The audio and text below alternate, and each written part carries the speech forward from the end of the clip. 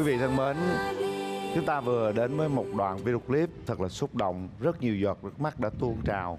Những giọt nước mắt đau khổ, những giọt nước mắt có thể tự hào để cho mẹ mình nơi nào đó nhìn thấy mình. Một câu nói mà đến bây giờ tôi nghĩ rằng mọi người vẫn còn xót xa. Ông trời đã cướp mẹ con rồi. Đó là một thử thách.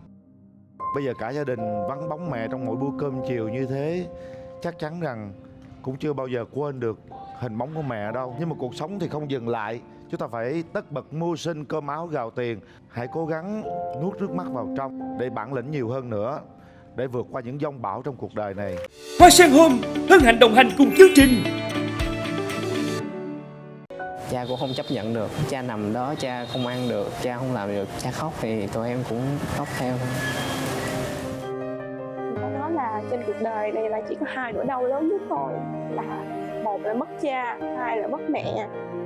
Mà em đã trải qua một nỗi đau rồi.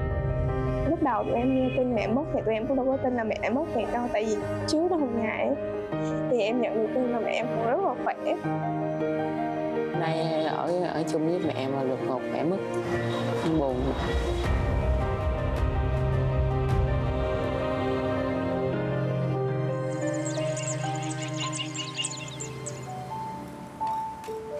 Con mẹ ơi.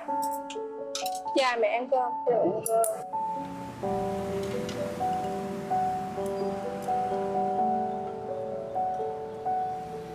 Em tên là Võ Nguyên Tuyền Định. Năm nay em 17 tuổi. Gia đình em gồm có 5 người, có cha, một người anh hai, em và 2 người em.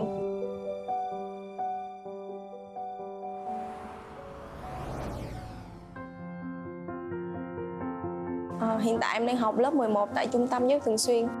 Tuy là tụi em học ở trong một ngôi trường không phải là trường chính quy, nhưng mà tụi em luôn cố gắng từng ngày để có thể thay đổi được cuộc sống, thay đổi được sau này. Em muốn trở thành một luật sư tại vì em muốn kiếm được tiền. Bởi vì có tiền mình mới có thể thay đổi được tương lai thôi. Nhà em bán bánh mì với nước thì kinh tế đó thì là phụ thuộc vào cái quán hiện tại đang bán. Ngoài việc học ra thì ở nhà thì bố em phân chia công việc với nhau để phụ giúp gia đình. Thì Tuyền Định thì phụ bán vào buổi sáng, buổi trưa thì em phụ. Còn Như Định thì phụ trách nấu ăn. Còn Tấn Định thì làm các công việc lặt vặt với canh một ít thôi. Năm nay em học lớp 7, em đang học tại trường phổ cập Thái An Lung. Ước mơ của em là bác sĩ. Sau này sẽ chữa bệnh cho ba em. Lúc mà bà nhà còn á, chưa mất á, là Như Định vừa đi học vừa đi làm, và Tuyền Định cũng vừa đi học vừa đi làm để phụ gia đình vấn đề học tập. Dạ 35.000 ạ. Số nhiêu cô? Lớn nhất. Lớn nhất 42 nè cô. Sau khi mẹ mất thì anh em tụi em rất là nhớ mẹ, nhưng mà vẫn cố gắng nén vào trong việc học tập thì tụi em sẽ bảo ban nhau học. Khi mà một người nào đó mà lơ đãng việc học thì sẽ nhắc nhở nhau. Cha em vẫn rất là tự hào về tụi em, bởi vì kết quả học tập cuối năm không bao giờ là bị tuột dốc hết. Thời điểm khó khăn nhất mà các bạn nhỏ này phải trải qua, cô nghĩ đó là khi mà mẹ bị cách ly ở một chỗ, ba anh em lại cách ly ở một chỗ mà họ không có điện thoại. Mọi người đi cách ly thì chỉ nghĩ là đi cách ly rồi về, rồi cuối cùng các bạn nhận cái giấy báo tử. Khi ông trời lấy đi mẹ của em thì là một thử thách cho bốn anh em tụi em.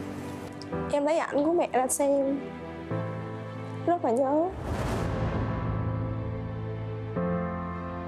Nó như là một cái sự,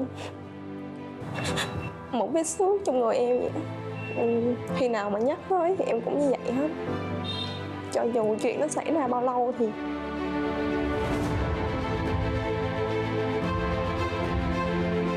ở nhà mẹ em chưa bao giờ khóc, nhưng mà mẹ đã khóc với em. Ở nhà em lúc đó hồi lúc mà mẹ còn sống em rất là quậy luôn. Nếu như một lần em gặp mẹ lại lần nữa thì em chỉ muốn nói là xin lỗi mẹ. Nước mắt thì rớt trong lòng chứ không thể nào tuôn ra cho con nó thấy là con nó bị suy sụp rồi. Không bao giờ tôi làm có những hành động đó.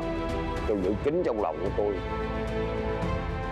Em biết được sức khỏe của cha hiện tại như thế nào. Em có thể đoán được là thời gian cha còn sống bên em không còn lâu nữa. Nhưng mà ba chỉ cần sống với tụi em thôi. tụi em cảm thấy là đó là một động lực rất lớn rồi. Biết rằng năm nay tôi 63 tuổi, sức khỏe tôi yếu vì tôi bị tai biến lần thứ 2 rồi, nhưng phải giữ vững sức khỏe để giữ vững tinh thần cho con tôi nó thấy cha còn phải cố gắng học. Niềm hãnh diện của cha hiện giờ, cha cảm ơn mẹ đã cho cha 4 đứa con tuyệt vời như ngày hôm nay.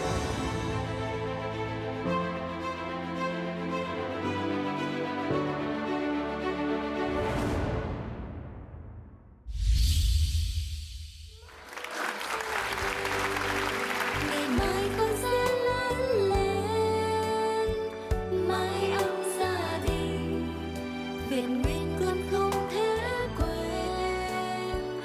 Mái ấm gia đình điều thiêng liêng, nhớ sinh thành mãi trong tim. Hãy tin con mà, từ nay con bình yên. Mái ấm Quý vị thân mến, gia đình. chúng ta vừa đến với một đoạn video clip thật là xúc động. Rất nhiều giọt nước mắt đã tuôn trào. Những giọt nước mắt đau khổ, những giọt nước mắt có thể tự hào để cho mẹ mình nơi nào đó nhìn thấy mình. Một câu nói mà đến bây giờ tôi nghĩ rằng mọi người vẫn còn xót xa. Ông trời đã cướp mẹ con rồi. Đó là một thử thách. Bây giờ cả gia đình vắng bóng mẹ trong mỗi bữa cơm chiều như thế, chắc chắn rằng cũng chưa bao giờ quên được hình bóng của mẹ đâu. Nhưng mà cuộc sống thì không dừng lại. Chúng ta phải tất bật mưu sinh cơm áo gạo tiền. Hãy cố gắng nuốt nước mắt vào trong để bản lĩnh nhiều hơn nữa, để vượt qua những giông bão trong cuộc đời này. Chào Quý Linh, chào anh ạ. Tôi tên là Võ Văn Đức, năm nay tôi 63 tuổi. Hồi đó chị còn sống thì chị làm công việc gì? Bà xã còn sống á, là bà xã đi làm 5 giờ khuya dậy đi làm cá, đến 7 giờ là đi vô chỗ đi làm giúp việc bán quán ăn cho người ta. Thật ra mẹ vẫn hiện diện đâu đó trong tâm hồn của các con. Mẹ hiện diện đâu đó trong gia đình của các con, phù hộ cho các con cùng ba các con để vượt qua những giông bão này. Hy vọng ngày hôm nay chúng ta sẽ cùng với hai nghệ sĩ vượt qua những thử thách chương trình để đem đến một cái món quà nào đó càng lớn càng tốt, để hỗ trợ chúng ta có thêm vốn để kinh doanh, hỗ trợ để đóng tiền học phí cho mấy đứa nhỏ nha. Xin chúc cho tất cả các thành viên của chúng ta sẽ hợp sức, hợp lực ha, sẽ đồng lòng với sự hỗ trợ của mẹ ở trên trời để giúp cho cả gia đình chúng ta sẽ vượt qua tất cả những thử thách để mà mang về thật là nhiều những số vốn để mà giúp cho trang trải cuộc sống cũng như là đóng học phí cho các con. Quyết chí không? Yeah, yeah cái đi. 1, 2, 3, yeah. Khi xem cái clip này, Kyle cũng đã rất là xúc động. Nhưng mà hôm nay mình quên đi những cái chuyện buồn, thấy không? Hôm nay mình đến đây để mà mình cùng nhau có một cái ngày vui. Và chắc chắn là mình không cần phải quá căng thẳng, đúng không? Tại vì hôm nay là mình chủ yếu là mình chơi và mình sẽ có một cái niềm vui mang đến cho mình. Mình xóa đi những nỗi buồn đi ha, lau khổ giọt nước mắt. Chúng ta hãy vui lên, có nhiều năng lượng cuộc sống, hãy cố gắng vượt lên. Sẵn sàng, Get go, get vỗ go. tay lớn lên. Hoa Sen Home hân hạnh đồng hành cùng chương trình.